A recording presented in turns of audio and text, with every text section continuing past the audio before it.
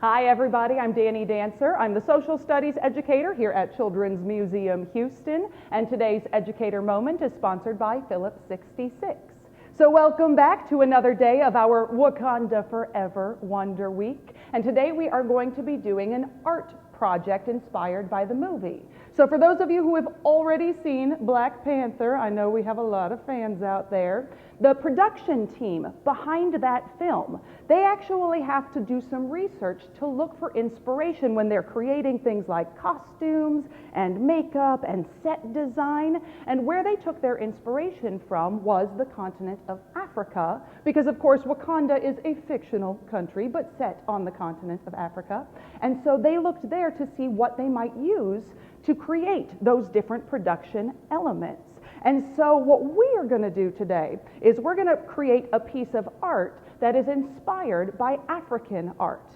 Now, of course, Africa is a very big continent, so this is actually art that really follows a particular pattern, and we're looking at creating different geometric shapes in a pattern. That's something you'll find a lot of times in African textile art, so art that is created on fabric.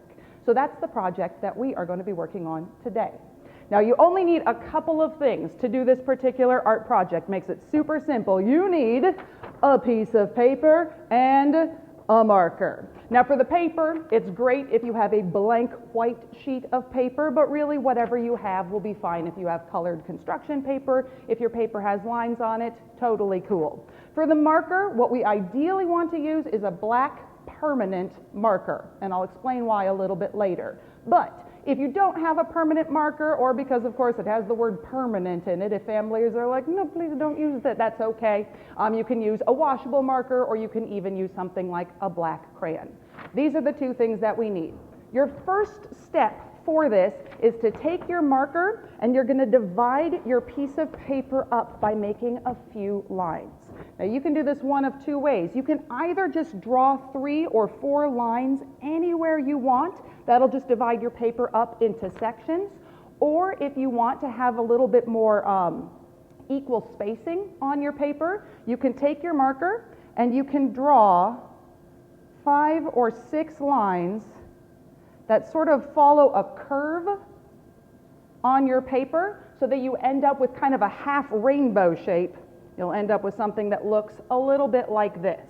So now what I can do is I can actually fill in these different spaces with some different geometric patterns. So I might take a bunch of triangles or a bunch of squares or a bunch of circles. It's up to you. I'm going to go ahead and get working on mine. I'll show you what it looks like when I'm done with that next step.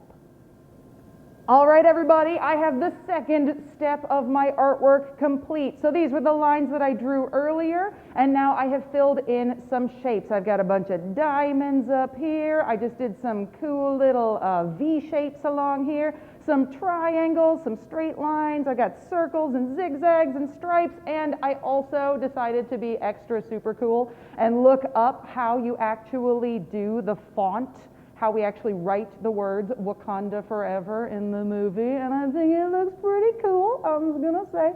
So this by itself is already a piece of artwork that I'm pretty proud of. I think it's kind of cool, but we can make it look a little bit more interesting by maybe thickening up some of the lines, by adding a few more details in some of this empty space. So I'm gonna do that for my last step in this project.